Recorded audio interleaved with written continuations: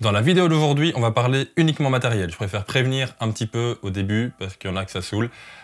Et donc voilà. Comme ça vous êtes prévenus. Si vous me suivez un petit peu depuis longtemps, que ce soit sur YouTube ou sur ma page photo ou autre, vous savez que je change très souvent de matériel.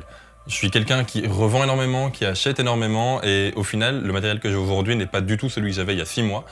Genre vraiment pas, et ce sera certainement pas celui que j'aurai dans 6 mois parce que je suis déjà occupé à envisager autre chose. Mais bref. Mais s'il y a une optique que je garde, quelle que soit la marque, quel que soit le système d'appareil photo que j'utilise, hybride,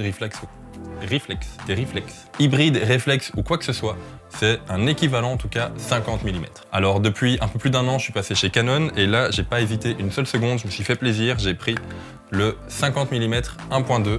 Pourquoi? Parce qu'il y en a 3 dispo chez Canon, le 1.8, 1.4 et 1.2. Le 1.8, je l'ai eu en prêt pendant un petit temps parce que j'ai d'abord acheté le boîtier et que j'avais pas d'optique. Donc j'ai eu le 1.8 qui était quand même vachement bien. Franchement, pour son prix, il faut savoir que c'est un objectif qui coûte 100 € neuf et pour son prix, il est bien. Et ensuite, j'ai hésité entre le 1.4 ou le 1.2. Le 1.4, j'ai souvent entendu qu'il était très fragile, qu'il était assez bon quand même, mais surtout très fragile. Donc du coup, me connaissant, je suis parti directement sur le 1.2. Et aussi pour profiter de l'ouverture énorme et d'avoir une profondeur de champ tout petite. Toute petite. Et je dois bien avouer que c'est un objectif qui me fait juste complètement rêver, même quand j'utilise, donc voilà, je regrette pas du tout mon achat. Mais bref, aujourd'hui on n'est pas là pour parler spécialement du 50 1.2, mais du 50 en général. Tout d'abord, si vous débarquez et que vous ne connaissez absolument rien en photo, un 50 mm, c'est une optique qu'on appelle une optique fixe. Pourquoi? C'est pas un zoom, tu vas pas pouvoir dézoomer et zoomer dans ta photo. Si tu veux faire ça, il va falloir utiliser tes pieds, il va falloir reculer ou avancer. 50 mm, c'est souvent, en tout cas j'entends ça souvent, une optique idéale dans le sens où ça correspond à la vision humaine. Pas tout à fait. Note à moi-même, enlever le vibreur de mon téléphone avant de commencer la vidéo. Bref. Pourquoi ça correspond pas tout à fait à la vision humaine? Je vous explique juste mon point de vue. D'abord, on explique souvent que le 50 mm correspond à ce qu'on voit, parce que lorsqu'on regarde quelque chose, on se concentre sur quelque chose, on regarde pas tout ce que l'on peut voir. Si c'est assez bizarre à dire en gros, mais ça fait assez Jean-Claude Van Damme, en gros, dit comme ça. Mais bref, si vous mettez vos mains jusqu'à ici, plus ou moins, en tout cas, moi là, je les vois encore.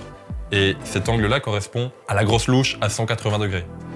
Vraiment à la grosse louche. Le 50 mm ne peut pas du tout vous faire voir ça. Si vous vous concentrez sur un point, là par exemple, je suis occupé à me concentrer sur ma caméra, vu que je suis en train de vous parler, je me concentre sur une zone beaucoup plus petite, qui correspond plus ou moins à ça. Et pour moi, ça dépend de la vision des gens. De plus en plus, ce que je vois, je pense que ça serait mieux avec un 35 mm, pas un 50. Tout simplement, là, je suis occupé à tourner avec un 16-35 mm, donc là, c'est un zoom, je peux zoomer et dézoomer dans l'image.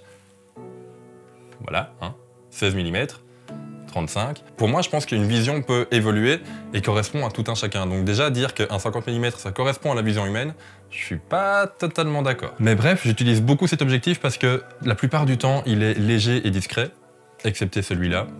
Il est lourd, il est pas des plus discrets parce qu'il est quand même vachement massif, mais putain qu'il est bon. Du coup, je lui pardonne ses défauts. Et en plus, c'est un objectif que j'ai eu l'habitude d'utiliser. Quand j'étais chez Nikon, j'avais le 50 1.8, le basique, le tout simple, qui coûte un peu plus cher que la version Canon, mais qui coûte pas énormément cher non plus. Et je l'ai utilisé pendant 5 ou 6 ans. Ensuite, je suis passé chez Canon avec ce 50-là, et si demain je devais passer, je sais pas moi, chez Sony, chez Fuji ou n'importe quoi, la première optique que je prendrais serait un équivalent 50 mm. J'ai tellement eu l'habitude de travailler avec que même sans regarder dans le viseur, je sais exactement la photo qu'il va prendre. En tout cas, le cadrage. Bref, mais du coup, pourquoi est-ce que je vous dis tout ça? Je vous ai dit en début de vidéo qu'on allait parler essentiellement de matériel. C'est pas totalement vrai. Si je vous parle du 50 mm qui est, entre guillemets, mon 50 mm, c'est parce que je le connais par cœur. Et une fois que je connais ses réglages par cœur, une fois que je connais ses cadrages par cœur, une fois que je connais mon matériel par cœur, je peux l'oublier.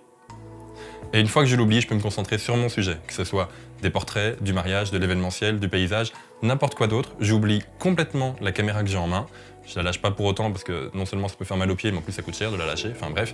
Mais je me concentre bien plus sur mon sujet, comment le cadrer, comment le positionner, où me placer, comment aller déclencher un truc que je cherche, que ce soit une émotion chez un modèle, une émotion dans n'importe quelle autre situation. Je pense que si jamais je me concentrais beaucoup plus sur mon matériel en me disant « Tiens, quelle optique est-ce que je devrais utiliser ? Quel réglage je devrais utiliser ? En quel mode est-ce que je vais me mettre ? Tiens, quelle caméra j'utilise ? Plutôt un réflexe, plutôt un hybride, plutôt un plein format, plutôt un micro 4/3 ?» Je pense que si jamais je me concentrais vraiment là-dessus, j'oublierais totalement ce pourquoi je fais des photos. Et je sais pas vous, mais moi, si je prends des photos, c'est pour capturer des moments. Et j'arriverais pas du tout à le faire si jamais je me concentrais sur mon matériel. Et je suis désolé, je suis en train de parler du nez, mais vous l'aurez certainement vu sur Instagram si vous me suivez. petit moment pub. Mais je suis malade comme un chien, j'arrive pas à m'en défaire et donc du coup je parle un peu... comme ça. C'est horrible, complètement. Bref, du coup, si je peux vous donner un conseil juste énorme, connaissez votre matériel à fond et une fois que vous le connaissez bien, vous l'oubliez.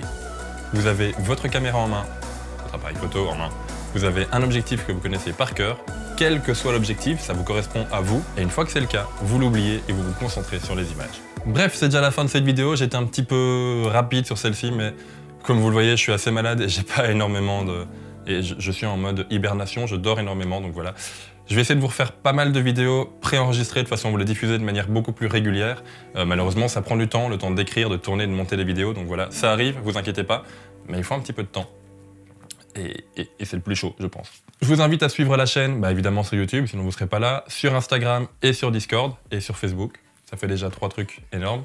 Tous les liens sont dans la description, c'est un endroit où je vais partager beaucoup plus facilement que sur YouTube, où j'aimerais bien que le contenu soit beaucoup plus propre et beaucoup plus travaillé, et donc du coup ça prend beaucoup plus de temps. Je vous invite également à être là demain, samedi, pour une nouvelle vidéo qui va sortir, où je vous annonce quelque chose de plutôt très sympathique. Bref, on se retrouve bientôt pour une nouvelle vidéo, c'était Pierre, pour les éleveurs de pixels. Ciao!